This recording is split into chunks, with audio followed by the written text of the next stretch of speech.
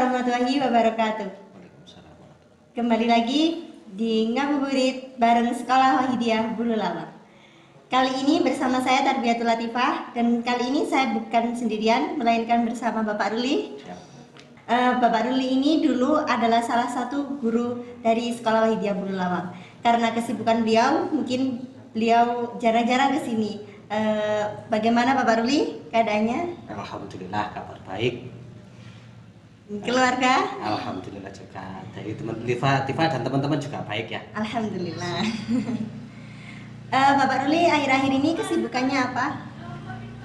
Ya, dulu ketika saya masih di Turen, saya bisa menemani adik-adik semua di sini belajar tentang TK dulu ya. Ya.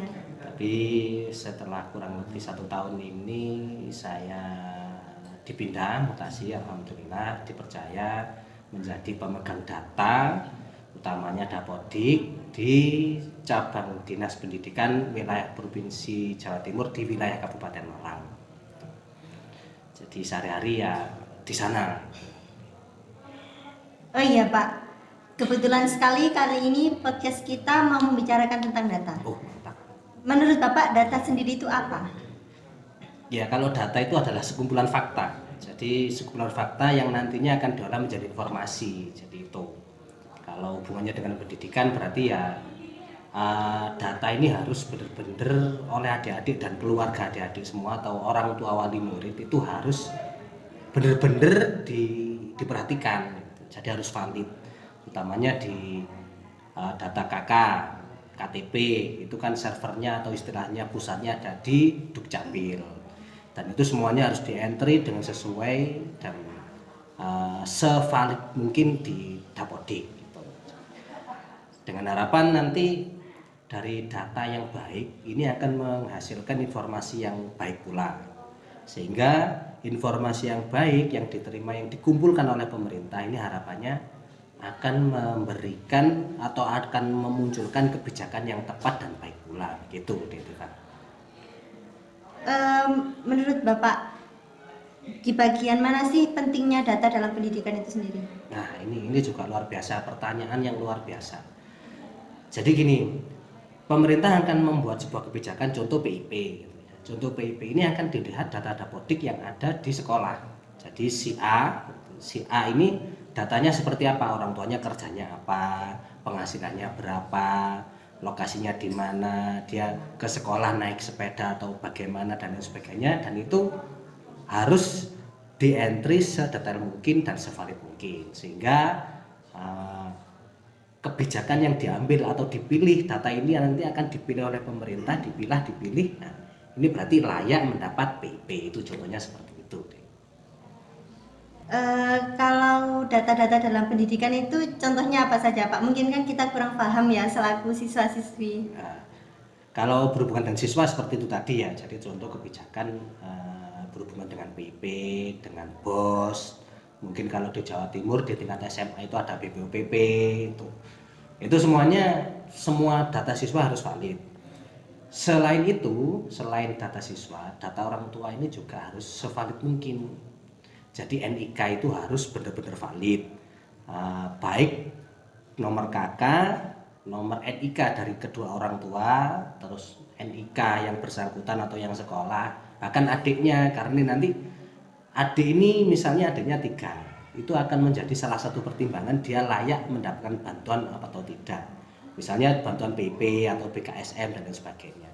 Selain data yang diperlukan dari NIK, itu juga perlu data kalau sekolah itu harus benar-benar di Dapodik itu ditata, jadi punya ruang apa saja, punya berapa gedung, siswanya berapa, dari sini jumlah siswa dengan jumlah ruangnya ini sinkron enggak atau sesuai enggak, ini semuanya itu. Jadi sehingga kalau ada siswa, contoh siswanya terlalu banyak tapi kelasnya sedikit, nah ini pemerintah akan melihat dari data Dapodik itu.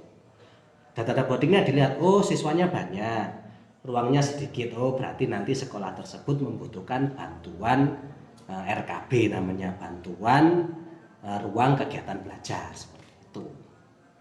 Bapak sendiri di provinsi Bapak ini menaungi data-data tentang apa saja Pak?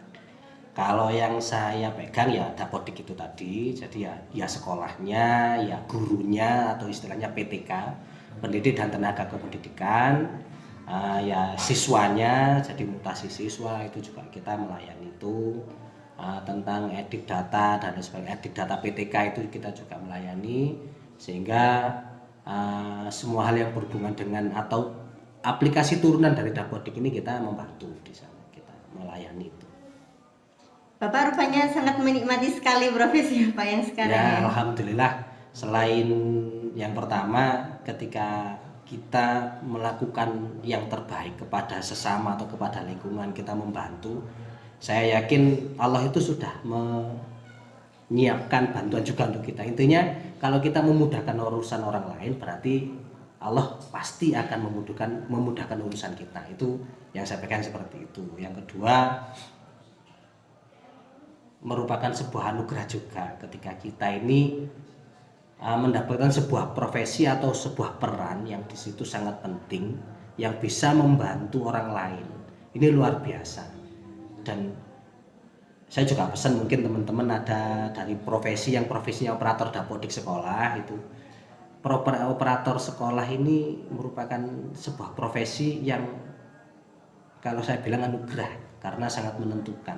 Sehingga yakinlah proses kehidupan ini tidak sampai saat ini tapi jauh ke depan itu nanti, dan saya yakin semua orang yang mau memudahkan urusan orang lain pasti dimudahkan oleh Allah, itu pasti, saya yakin banget itu. Begitu. Harapan untuk sekolah kita, barangkali Bapak mau berpesan. Alhamdulillah selama saya mencermati, mendampingi, memantau dan berada di Sekolah Wahidiyah Bululawang ini, baik kami lihat di tingkat TK, SD, SMP sampai dengan SMA sekarang itu luar biasa, dan saya berharap dan betul-betul berharap semoga Sekolah Wahidiyah Bululawang ini kedepannya semakin sukses.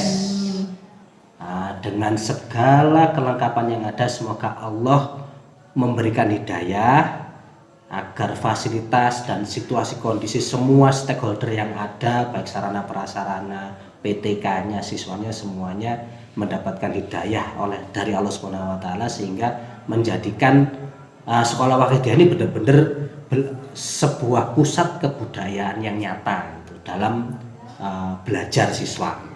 Saya kira itu, dan saya yakin insya Allah Sekolah Wahidiyah ini juga kedepannya akan lebih sukses lagi. Amin. Oh iya Pak, ini ada pertanyaan masuk dari responden kita. Korelasi data apa yang saat ini sangat penting bagi siswa, Pak? Jadi korelasi data yang utama, jadi kalau misalnya dalam kurun waktu beberapa bulan yang lalu ada siswa atau keluarga pindah alamat misalnya, itu pastikan di Dispendukcapilnya atau di Dukcapilnya itu data ini valid. Jadi nomor KK, nomor induk kependudukan atau NIK itu valid, intinya itu dulu. Terus memantau atau memberikan data selengkapnya kepada operator sekolah. Jadi semua data diberikan. Jadi dipastikan nama yang ada di KK, KTP sekeluarga ya, itu sesuai dengan ijazah yang mulai SD, SMP itu harus sesuai, sehingga nanti pemerintah dalam mendeteksi siswa atau mendeteksi atau ingin menelurkan kebijakan tentang siswa dan sekolah itu bisa maksimal. Itu saya kira yang paling penting. Kan di masa-masa pandemi kayak gini apa mengalami kesulitan atau hambatan-hambatan mungkin? Iya. Kalau itu pasti ya, karena ada pemberlakuan PSBB atau PPKM ya istilahnya. Ini sekolah, tidak semua sekolah diizinkan untuk melaksanakan pembelajaran secara luring atau tatap muka. Jadi memang tantangan yang luar biasa ketika mulai 2020 pertengahan itu. Kalau tantangannya atau kesulitannya pasti ya, karena siswa ini tidak setiap hari ada di sekolah. Yang pertama, yang kedua yang berhubungan dengan pekerjaan orang tua wali siswa ini juga pasti berpengaruh, sedikit atau banyak pasti berpengaruh, sehingga dalam pengumpulan data cenderung lebih sulit, itu pasti, karena intensitas ketemunya juga enggak sering kan gitu. Pesan terakhir untuk podcast kita seri ini boleh disampaikan sedikit? Oke. Yang pertama atau yang utama, dalam situasi kondisi apapun kita harus berusaha selalu positif, sehingga ketika kita penuhi diri kita dan kehidupan kita ini dengan hal positif, maka yang akan kita berikan kepada orang lain atau alam sekitar ini pasti positif, sehingga energi positif ini akan, istilahnya kalau dalam bahasa pondok, membarokai alam sekitar. Jadi be positif.